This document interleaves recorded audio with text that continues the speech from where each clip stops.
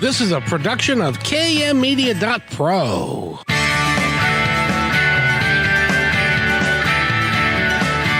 Welcome back to Positive Talk Radio. Our goal is simple: to explore evolving ideas one conversation at a time. So come on over into our world. I know you'll like it, because on today's show, you right now that you're not going to want to miss today's show. We did this as a special treat just for you. And I'm going to leave it there for just a second because I got to talk to Eric real quick. How are you, Eric? Happy Friday. Happy December, Kevin. I'm doing all right. Can you believe it's December already? My gosh. I know. It's crazy. This year's gone by so fast. The older I get, the faster it goes, which is not a good thing. It should slow down so that you as you get older, you end up having more time, not less. But it doesn't work that way. True. So in any event, it's raining, was raining. Is it raining, and will it rain? I heard that we're going to have some storms. Yeah, it looks like it's going to be quite rainy for at least the next week. So batten down the hatches, get out the galoshes. It's going to warm up, though, so that's the silver lining of all the rain, is that we're seeing temperatures higher 40s and lower 50s as opposed to, 30s. So, take it with a grain of salt. If you like it to be a little more warm and feel comfortable inside, that's a good thing in my book. Isn't that one of the things that they call the pineapple pipeline, where we start getting the western flow, and it comes kind of from a warmer area and not from Alaska, but and unfortunately with that, it brings more precipitation and rain and higher winds and that kind of thing, but better temperatures. That's right. So very good. Eric, we got a great show. And by the way, I've got an alert for everybody that on Monday, I'm going to be talking with a guy by the name of Eric, who works at KKNW. He's the program director at KKNW and KIXI. And he also plays around with the guitar a little bit. And he's got an album that he just put out. And since I've known Eric, well, it's coming out in January. Oh, it's in January. Okay. Yeah. Okay. Well, we'll preview it a little bit so that all of your fans, the many thousands that listen to you every day on the air, can pick that album up and see what you do when you're not doing this. I look forward to it, Kevin. Oh, that'll be great fun. So our guest today, by the way, ladies and gentlemen, is a business coach. She is a leadership coach. She teaches people how to be better leaders. And I wanted to bring her on specifically today because it's the 1st of December. And if you're driving in your car on your way home from work, and the budgets for 24 are kind of done. Most of them are going to be done in the next week or two.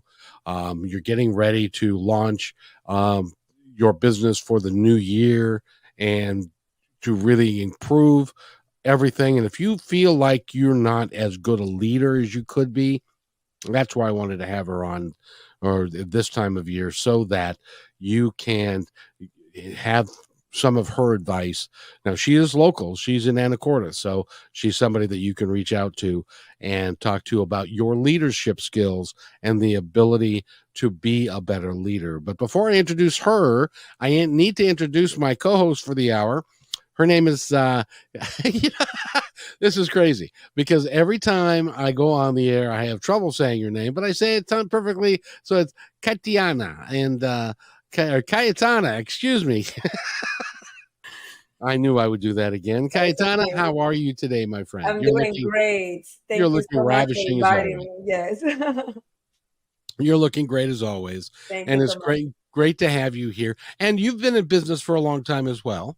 Yeah. And so this is going to be a very fun show for us to do, because what we're going to be talking about specifically is business and business leadership, and how you as a leader, if you are in management, or if you're a leader wannabe and want to get into management, being a great leader.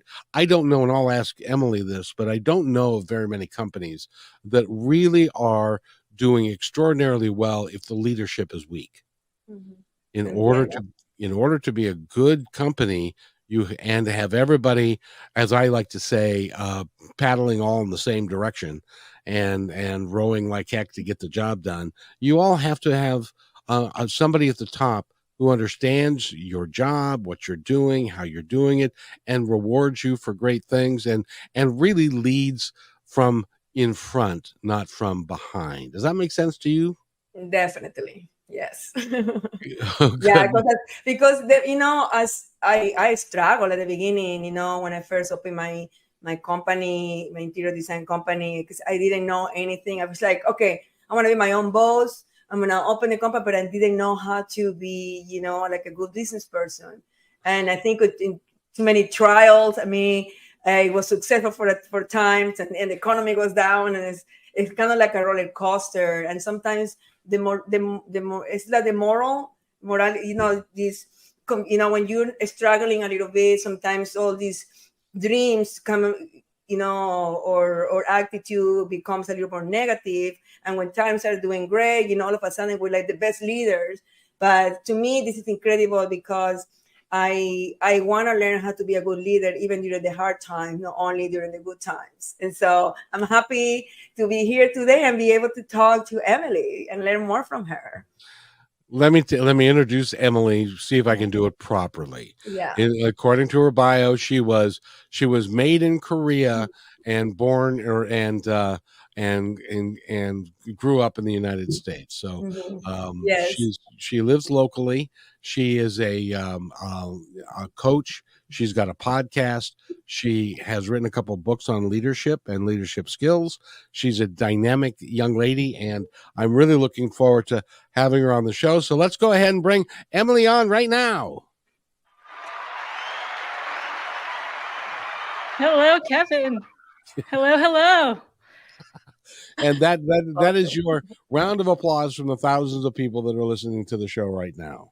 I need that sound effect in my life every day. Can we have that happen every day? I can just show up in my world, and I can. That's how I get up in the morning. As I play the round of applause, that I got up in the morning. That is the big thing, So, welcome to the show. I'm glad that you're here because, as you know, it's December and the year is winding down. And the budgets are getting done, or they've been completed for 24, and we're getting ready to take. The end of the month is kind of a downtime because it's hard to do a lot during the Christmas holidays, and a lot of people take a lot of time off and stuff. But then, magically, January 1st comes around. And all the things that you were doing and planning for in the latter part of 23, you now have to execute. And that can be a very tough thing for folks if you don't have the program and the ability to do it right from the get-go. And so that's why I recommend a business coach to help people, especially when we're talking about leadership.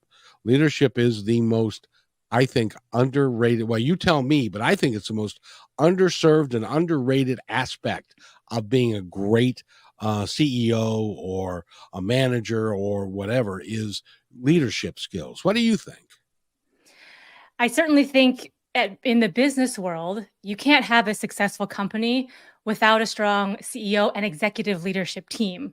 So, if you were talking about that earlier, where if the leadership isn't aligned and isn't communicating that to their teams effectively, then it does no good. At the same time, what I would say is your middle management layer and also your quote unquote rank and file folks are also leaders in the company. So, leader can be by title, C-suite, VP, director, et cetera, but it's also, are you a leader in whatever role you're in? So you could be just an entry-level person, but you can still be a leader. So all of those leadership roles and facets of leadership can be really important. But doesn't it start with the top? Because in my frame of reference, if the CEO understands what you just said, which is so important at any level for you to develop leadership within the corporation at the entry level at the mid-level, at the high level, so that they can all work together and everybody understands the mission that they're on. But so many companies and so many CEOs, maybe it's just me, but I just get the feeling that, and you can tell us better, but I get the feeling that when you get that CEO or COO or CFO or whatever behind your name, you tend to lose touch with the people who are driving the bus, as it were. I'd say that's right, because as CEO, you have to stay connected. And so, yes, you kind of are in this role where you have access to things that other people don't, and you're going to be making decisions that other people don't have the right to, but you need to stay connected to people. I was just talking to someone, and they're the COO, so the chief operating officer of the company. And we were talking about how she needs to really get in touch with her frontline customer service representatives who are speaking to customers every single day. And as COO, she knows things and she can see things from a different vantage point than those CSRs or customer service reps, but they see things that she doesn't. And they have information that's really important for her to know. And so just making sure you have that information flow and those communication channels throughout your organization. So information is flowing bottom up, top down, left, right, diagonal, that all those things can be working together. But yes, if you're running a company, or if you're at a company and you don't have a strong CEO, that's a tough stream to row up. Well, I got to ask you, have you ever asked anybody the question, a CEO or a COO or one of these high-powered people with a lot of letters behind their names, have you ever asked them, do you know where the lunchroom is? And if you do you remember when the last time you went into the employee lunchroom and hung out for an hour? Has anybody ever? Yeah. Well, the person I know with the most letters behind their name is my old boss. And he has like a JD and a CPA and a CFA, and it was like alphabet soup after his name.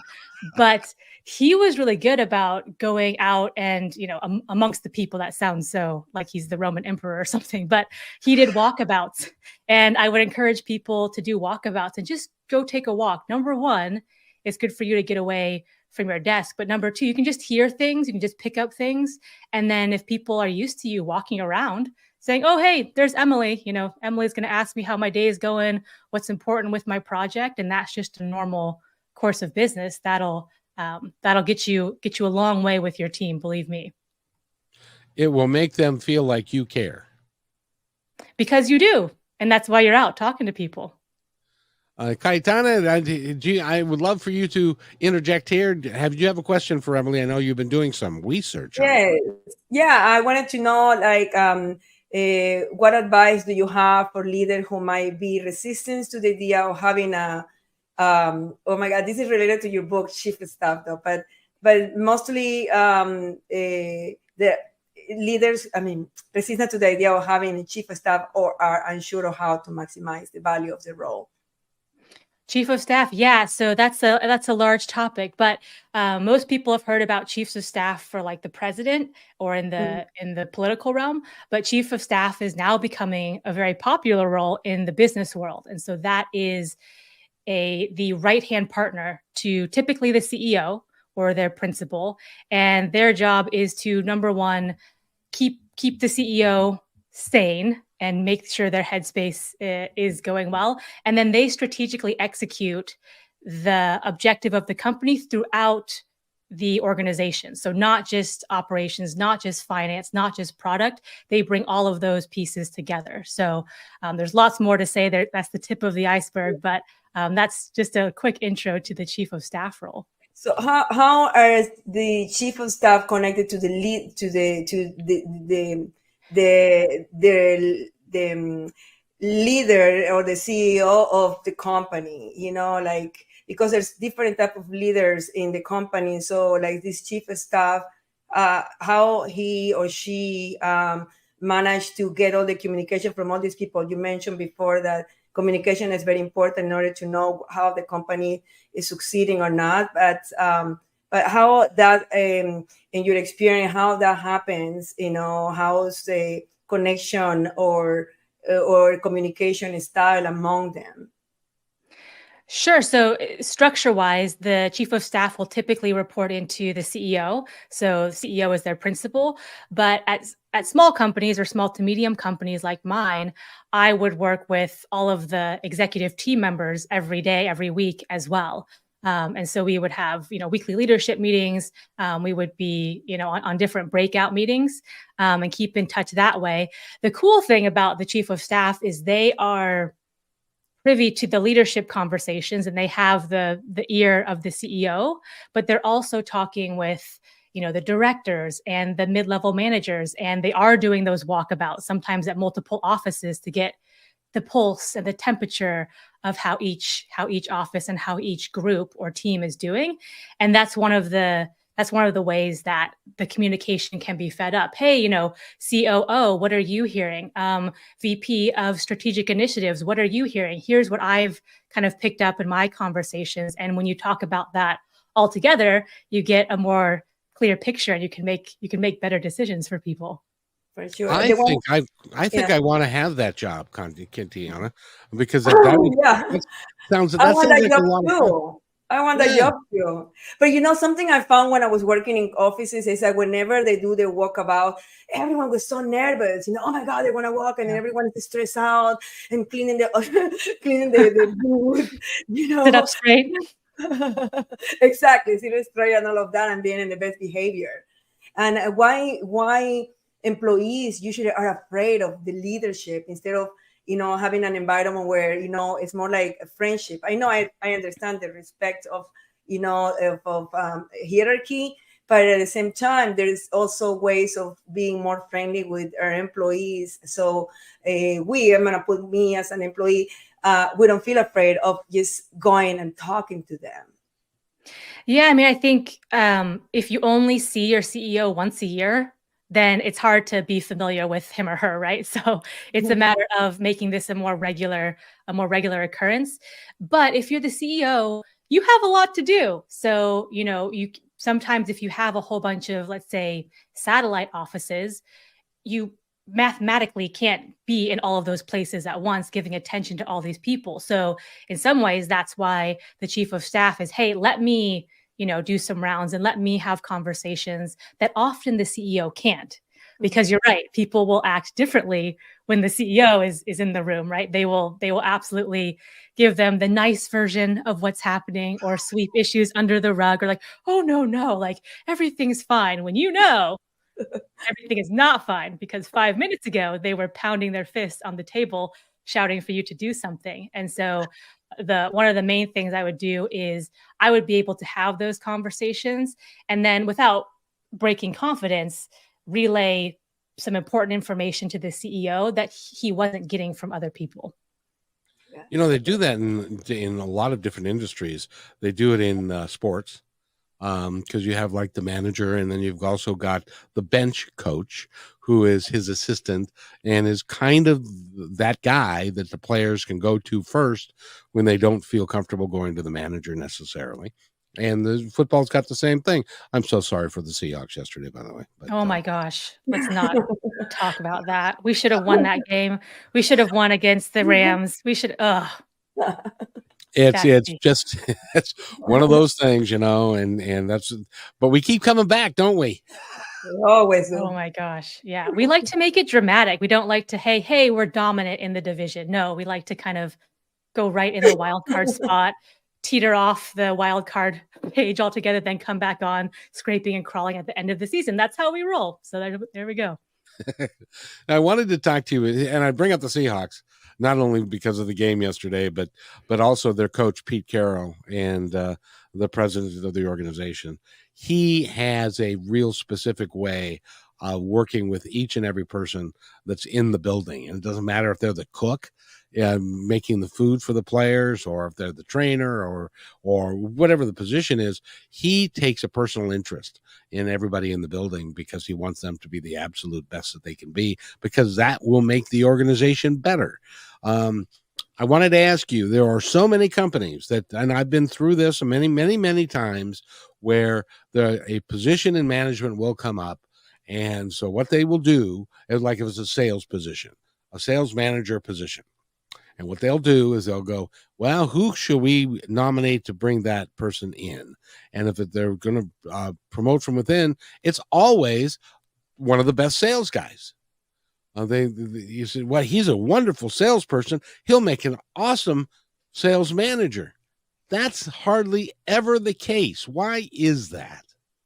Yeah, so really quick, I have met Pete Carroll, and the reason I met him was because I was doing a softball league through my work, and we were playing the facilities people of the Seahawks, right? And he came to root for them. And that's how much he cared about his people. So the people who took care of the stadium and all that, he came just to root for them. And I think he did an at bat, and I like tagged him out and he said, good job. And that was my meeting with Pete Carroll. But to your point, he was there encouraging, he didn't have to come out to these people's baseball game. But anyway, that's a quick story about Pete. I love his coach approach. But yes, to your point, when you're the subject matter expert and you're a top performer in your role, that does not mean that you are automatically going to be a good manager or a good leader, because those are two different skill sets. So when you're very technically savvy, you can be contributing and adding value to your team and company that way. But when you're asked to now run a team that does this and you're not personally doing that, that's a different ballgame altogether. And so I think even people acknowledging or realizing that, coming to that realization, oh, the way I add value has changed. And now I need to learn how to flex a new muscle and do these other things and learn these things, when all I want to do is recoil and kind of default back into what I'm comfortable with because I know how to do that. And that's what made me good before. Now it's kind of like, what got me here won't get you there, that whole sentiment. But certainly just that acknowledgement and awareness is key. And then having someone like a mentor or a good boss or a coach help you develop those new leadership skills can really help someone be effective in a new role and can accelerate their transition into that role. Why don't more companies do that? And really, if they're going to promote somebody like that, that they need to understand that there's a whole leadership thing that they have to learn all about, and how to be more humble, and to understand that just because it was easy for you doesn't mean it's easy for everybody, and stuff. So why don't more companies utilize that? I wish I could tell you. That's a $1 million question. I think some companies are getting more savvy to that, and they come at it through dollars and cents. So, hey, when we have ineffective leadership or when we have higher turnover, that costs us financially, which gets people's attention. But hopefully more and more companies are realizing, yes, I want to reward top performers. And yes, I want to reward people who have untapped potential. That's awesome. That's great if you're promoting people like that. And the second step to that is you need to set them up well, and you need to equip them and invest in their learning and development. Because if you think about people's trajectory through the company, if you have someone who started at entry level and they make their way through the ranks, they are going to know about the team and know about the customers and know about the product in a way that someone coming in from the outside doesn't. And so if you can cultivate this culture of hiring from within and investing in your people, you're going to have some great future leaders for your company. And you're also going to have a very happy workforce, because people like it when they invest in you. And so they'll be more loyal to your company as well. It is, in my opinion, it's very defeating to bring somebody in from the outside when you've got people going, I can do that. I've been busting my rear end for the last 2 years to show them what kind of a guy I am and what I can do. And then they go and they hire this schmuck from the outside, which I feel sorry for the poor schmuck, because now he's got a guy who's not going to stand behind him on his team, which makes it even worse. Yes. I have been all of those players, by the way. I have been the poor schmuck from the outside. I have been the person going, why did they hire that person instead of me? I've been the person recruiting, saying we need someone internally and we need someone. So I've seen all different variations of that. But my personal philosophy is you should always hire from within if you can.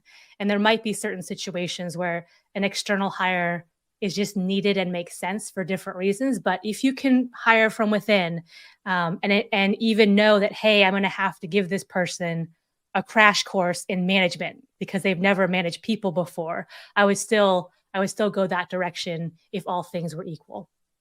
And I would even submit, if you do have to hire somebody from the outside, that you make it a point to sit each person down who thought that they were in line for that job, and you talk to them and give them a timeline and some things that they can do to improve so that they can get to that position and get to that point. Do you agree with that?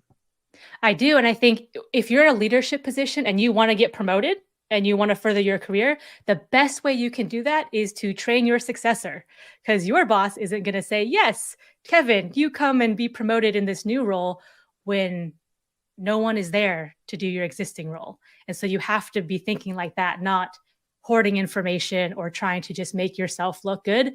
Your job is to make your team look good and to find those potential leaders and get them in place. So when you move up, someone's there to take your place.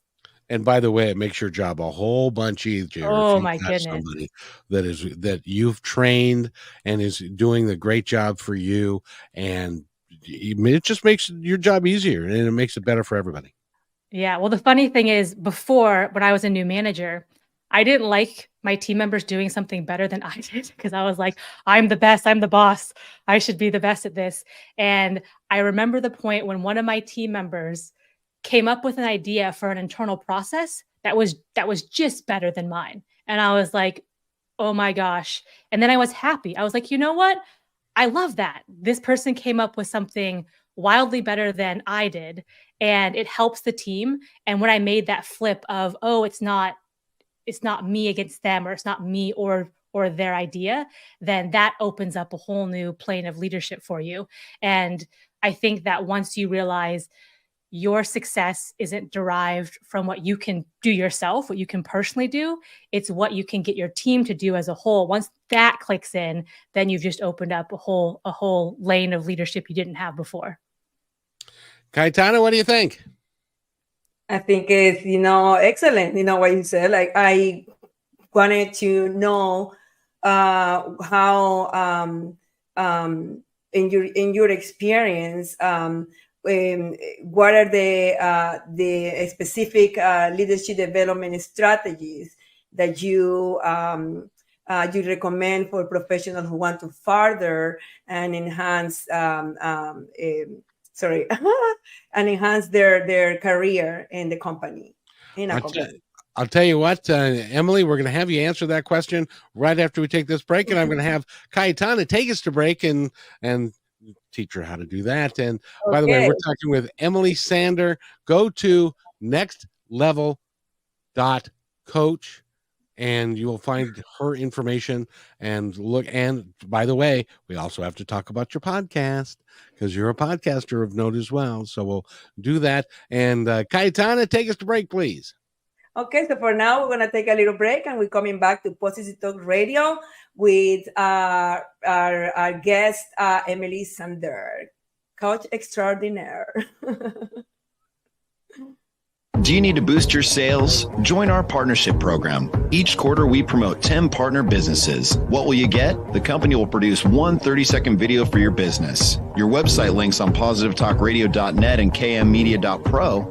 One dedicated podcast or radio show per month, one video Instagram reel, one YouTube short, one 60-second clip for social media taken from your interview, and at least one commercial airplay per show. All podcast and video commercials are within the fabric of the show and will remain in the show forever. Visit kmmedia.pro to book a consultation today.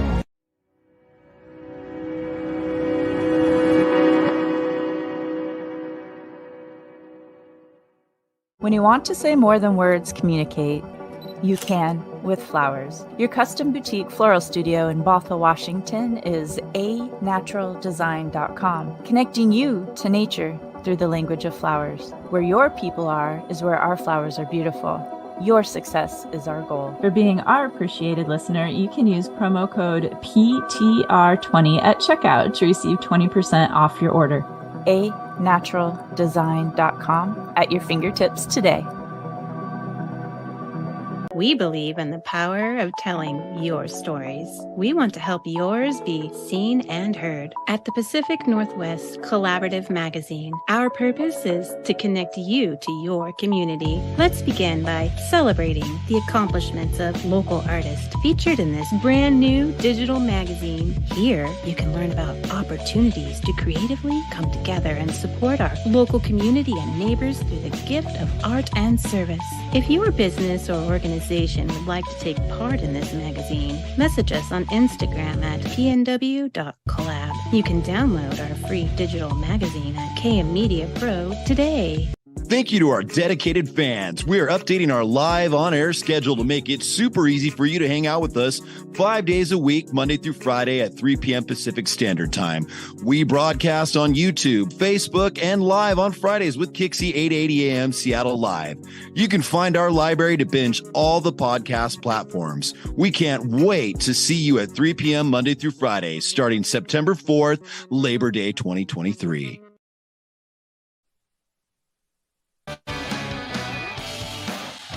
And welcome back to Positive Talk Radio right here on KIXI. We're very happy to have you here. We appear here every Friday at 3, right after John does his thing for 5 hours, and John Tesh, and we're happy to be here. We've got a great show for you today. We also are on KKNW Monday at 3. For Wednesday at 4 and Friday at noon. So check us out any of those days. So Emily, that was, I think I just gave Katiana or Cayetana. It would help. Just call her boss. It's always, well, she told me I could just call her Tana, but you can call me Tana or Calle. But see, isn't that a example of good leadership? I mean, after all, it's my show and I'm the creator and I do it. I've been doing it for a long time, but to have somebody else to learn to do it, which is what Tana is doing, is important to the health of the organization. Do you agree? Absolutely. And I think I really like your apprentice model is what I would call it, because you're probably telling her how to do certain things offline, but then you're actually allowing her to jump in to the fire, so to speak, and really apprentice under you for a period of time. So when I see leaders doing that, instead of, here's a piece of paper to read, or why didn't you read my mind? Or here's, I'm going to be directive. When I see leaders taking this apprentice approach or even this coach approach, that by far is the most successful method and approach that I've seen. So yes, absolutely agree. Well done. Well, thank you very much. I did want to mention that I was in management for a long time, and I did restaurants and as well as professional people, and I was a national sales manager and yada, yada, yada, and all that stuff. And your resume, by the way, your resume is longer than mine, so that's okay. That could be a good or bad thing, depending on why. But yeah, no, it was a good career. It was a good career. Yeah, but one of the things, I had a meeting when I went to a new restaurant. It's no longer there. Most restaurants aren't, but in Federal Way. And I had a staff meeting, and I said, I want you all to tell me who the most important people in this building are. And I got lots of responses. I got you are, and they're trying to suck up to the new guy and stuff. But as I said, no, I'm sorry. The most important people in this building are the dishwashers and the hosts. And then we're like, but they get paid the least. They have the least expertise. And I said, if you want to have clean dishes, you better have a good dishwasher. And if you don't, you're not going to have very many customers. And the other person that's important is the host or hostess. First person they see.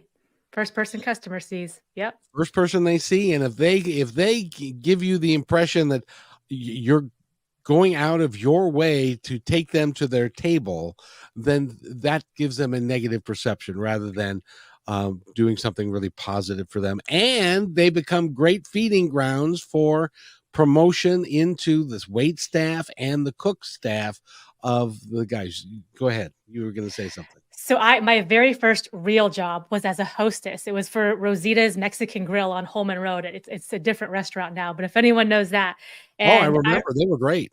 they were great. You would get the complimentary corn tortillas. I ate my weight in those corn tortillas that summer. So I would work there during the summers. And I remember my boss, Scott Sellers, who was a great guy. I was trying to help the bus boys like clean the tables and clear off the dishes and such. And he said, don't do that when there's someone's waiting up front. I want the guests to always be greeted right away with a smile and offered a complimentary corn tortilla and then taken to their table. So it was just a good little business lesson I've always learned. Oh, I was trying to be helpful, but my job is really important because it's the guest's first impression. So yes. Exactly. And when you get it, and it doesn't matter what your business is, when you get it and you understand all the facets and what each person's job is and how important they are, and then you make sure that they understand that you get it and that they're important, your turnover goes down, which you mentioned it earlier. I went to that restaurant, the turnover was 300%. That means that every position in the restaurant changed over 3 times each year. Wow. What that meant was that the wait staff wasn't trained as well as they could have been. The cooks didn't cook as fast as they could have done because he was always turning the staff over. So we cut the turnover by 2/3 to less than 100%, which is still high in the restaurant business. It kind of happens that way. But what happened was our profits went up, and this is the disconnect that I see in a lot of companies. They don't look at turnover versus profit versus training and all of that. Why is that? Why don't they get that? I mean, it's not sexy to say, "Hey, let's roll out a new training program." It's nicer to say, "Hey, we're going to sell this new product and we're going to promote it and market it and take market share and grow it exponentially," right? So that's what most people like to talk about, but they are absolutely connected because in your example, first of all, everyone's new at that point, like 300% turnover. Everyone's new at their job, which is people can relate to that.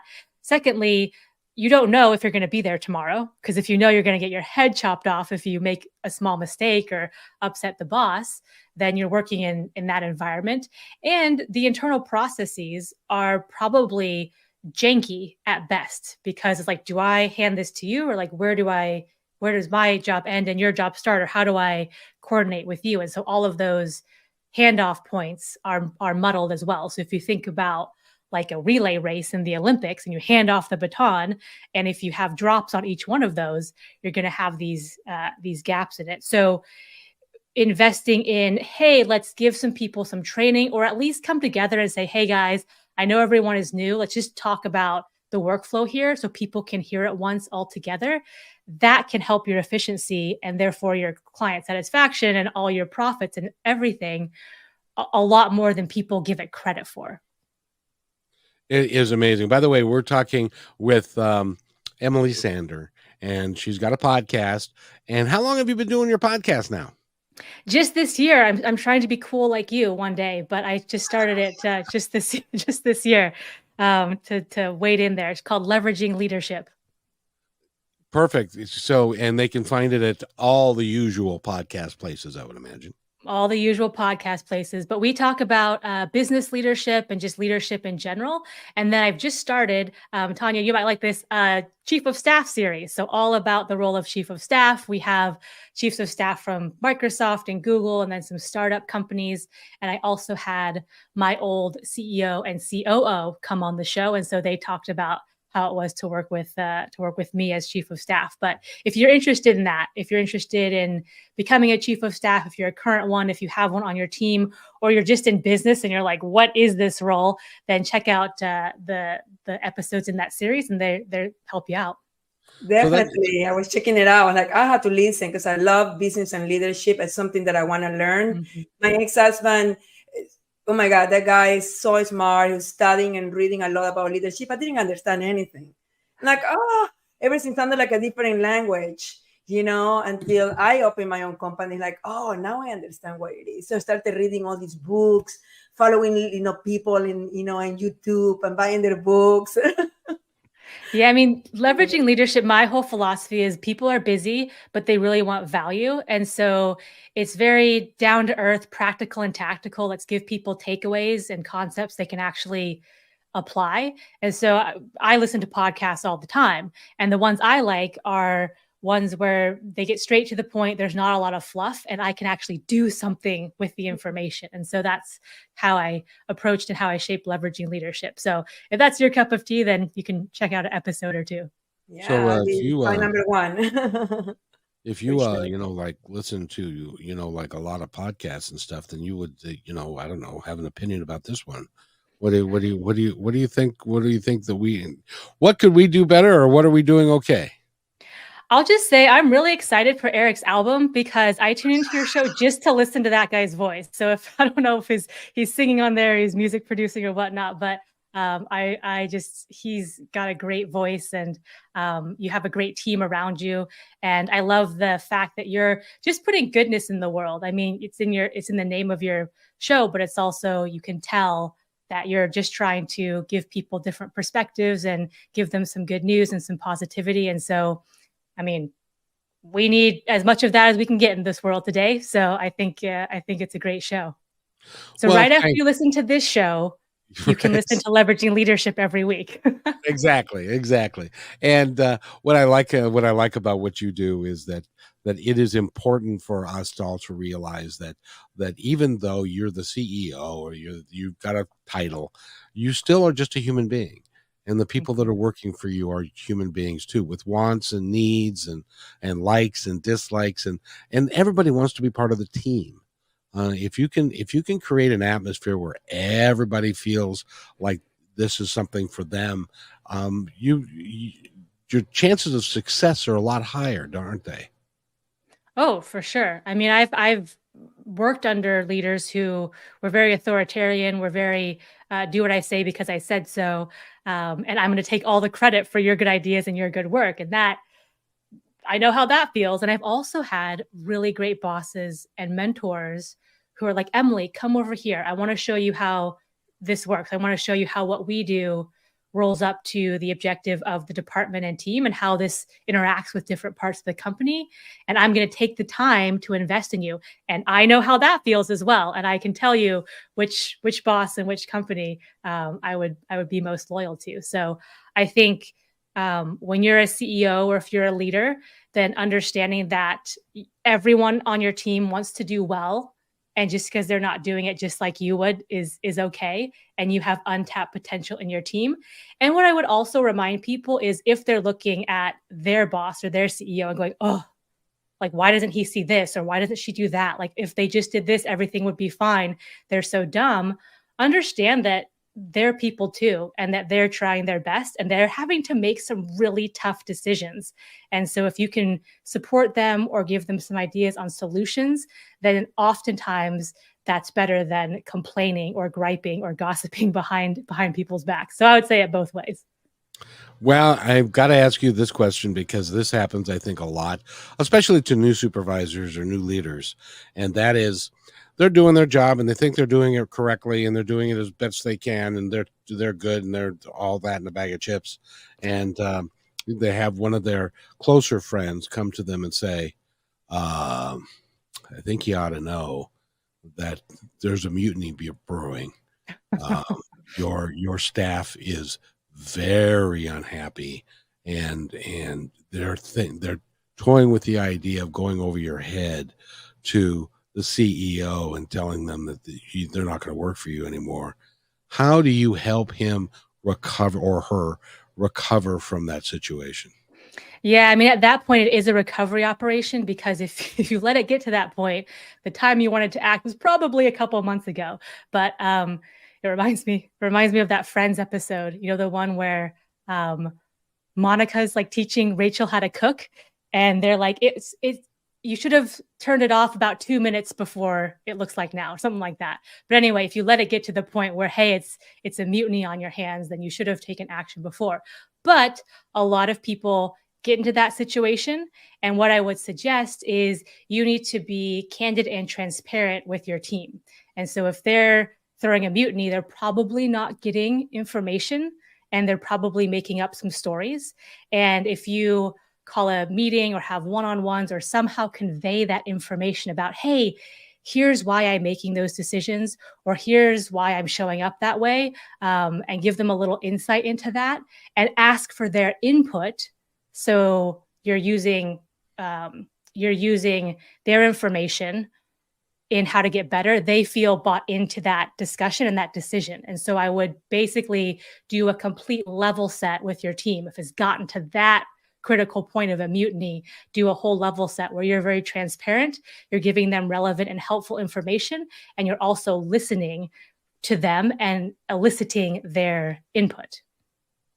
I know it's hard to believe, but I actually had that happen to me one time. You did? I did. I took over a new restaurant, and the general manager that had been there had a completely different management style. And I was new, and I was trying to do it. And the management team, I had 3 managers and a chef, and they all were talking amongst themselves, and they didn't like this and that. So I ended up sitting down, and I said, "You guys, we don't seem to be meshing, and so I want you to tell me what I can do better." And then I shut up. Yeah. And let them tell me what they perceived as I learned a whole bunch. And then I made some corrections. They made some corrections. They understood a little bit better. And we became a close-knit group after that. Yeah. But you have to listen, don't you? Absolutely. And I would say, it reminds me of when I got to a team and they were already like at wit's end by the time I got there. So it wasn't anything I did myself. But I did take the time to say, hey, let me go on a listening tour. And I had one-on-one conversations with about 100+ people all across that department. And it took a lot of time, but I was taking notes and really listening. And then I had a team meeting or an all hands meeting where we went over some of the action items we had out of those conversations. So, hey, we're taking the time to sit down with you one-on-one and really ask questions and listen. And then we are following up and saying, here's what we're doing about it. So we're consolidating all of the feedback, and we're actually taking action, and we're conveying that action to those people. So, oh, what you did helped us. What didn't just go into a black hole. And they feel part of the team. Absolutely. They help with that decision. They help with that initiative. And so they're bought into that. Cayetana, what do you think? I think, sometimes in the business world, in companies, organizations, or restaurants in this case, it's easy sometimes to be disconnected with our, sometimes easy to be disconnected with our leaders or the people who are in charge, just because of the barriers that they put, that they're untouchables. And for us, it's so hard to get close to them. So I appreciate when a leader is like a friend, a mentor, someone who really wants to help you succeed, walk along, and someone who not only but respects you too, as another human being. And I love listening to your experiences. I haven't had much experience working in big companies here, just a few, and I had good experiences and bad experiences. My favorite times were working for the government, actually at the Department of Section 8 at the Department of Housing in Washington, D.C., where I got to have different bosses, right? and in the department, and they were all great, and they became dear friends. So and multicultural, and I learned so much, so much from there that I still am applying all of that into my own interior design business, which is completely different. Yeah, for sure. I mean, for my experience, I've picked up 1 or 2 people each job I've had where we're friends. We've just stayed in touch. We're like, okay, we've kind of gone beyond the work professional colleague relationship, and we're just going to be friends. And so that's, a joy to find people like that. And we bounce ideas off of each other today about our different career moves and our different family updates and all those things. So I think that can happen. It certainly, don't force that, or it doesn't have to happen with everybody that you work with. But I think certainly there probably going to be one or two folks that you really connect with and resonate with that can become, lifelong friends. Yeah. I have a question. How can, for leaders and your experience, like when ego takes place, how can employees navigate CEO or the boss that has ego maximus, and you feel a little bit, ¿cómo se llama? Intimidated to talk to them? How can we navigate that in order to communicate with these people? Yeah, I like that term, ego maximus. It sounds like a transformer, and I've certainly seen some CEOs with that feature. I think he was in that movie that Crow was in. Oh, never mind. I'm sorry. Gladiator. Gladiator. Thank you. I Yeah. rolled the joke, but Yes. Anyway. Maximus Decimus Meridius, something like that. Yeah. Anyway, yes, my advice there would be, think about you. If someone comes to you and just complains and like drops a problem in your lap and walks away, how does that feel? Are you going to be inclined to do a lot with that? Mm-hmm. If person B, the second person, comes up and said, hey, we have a problem here. Here's what I've seen directly. A, B, and C scenarios happened. And I've thought about this. Here's some potential solutions. And here's what I think the company needs. Or, if they do have a high ego, like, here's how you could look really good. Like, I want to make you look really good. Here's the way to do that and connect a solution for them. Because then you're helping them. Then you're making their life easier. And so you're far more likely to respond to that second person who comes with a description of the problem with data and solutions versus someone who just throws something in your face and walks away. That's what a lot of people do with bosses. Yeah. How do you get through all the politics that are involved with most companies? Because sometimes you got to know who to talk to, who's on the ins, who's on the outs, whose job is in jeopardy, who's not, and who to go talk to and all that kind of stuff. How do you negotiate all that? Yeah, I mean, I wish I could tell you that it doesn't exist and you can just do what's right. But the real answer is sometimes you have to play the game. And I'm not trying to say that to be defeatist or discouraging, but there's a point where you have to have at least a level of awareness of what's going on. How much of that you take in and internalize is a different question, but you should be aware of that. And I think finding people that you can talk to, that have your back is important. And there will be some, maybe few and far between, but there will be some at any organization. And I think building those relationships, connections, alliances, whatever you want to call them, is important too.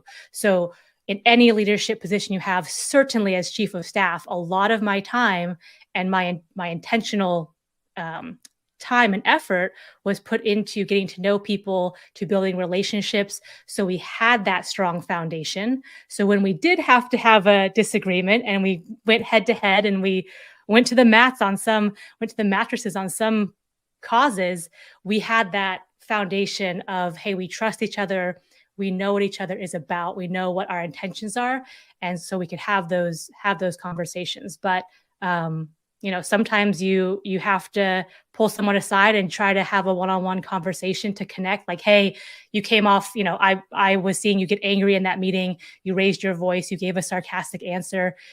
Tell me what's up and open up a dialogue on the side like that. Or tell me how maybe I could have phrased that question better, because clearly what I did triggered something and that wasn't my intention. So having some of those types of conversations one-on-one can be helpful too. I firmly believe that having lots and lots of those conversations, that is one of the biggest things that a leader does, is he makes sure that his people are a leader isn't a leader if nobody will follow him. True story. And you can become a great leader if people will follow you because they believe in you. And if they believe in you, it's because they get to know you and you get to know them. You know how many kids they got. You know where their kids are. A lot of stuff like that. So being human. Yeah. People will follow you if they think that you have their best interest at heart. And so that doesn't always mean doing everything they want you to, but it's giving them the respect enough to explain why certain decisions are being made and saying, hey, I know this is important to you. We as a team have to go this way in this particular situation because of X, Y, and Z. But I know that this is going to be hard on you and your team or whatever. I think a lot of people will give leaders leeway and slack if they know they have my best interest at heart and they still had to go in a different direction. I think that's different than I'm getting yanked around. I don't know how they're making decisions. They're just out to get themselves ahead and they're going to stab me in the back every chance they get. That's a different scenario, different feeling. It's a whole different conversation. Yeah. Yes. By the way, we've been talking with Emily Sander. You are delightful, young lady. Will you come back and so that we can do this again?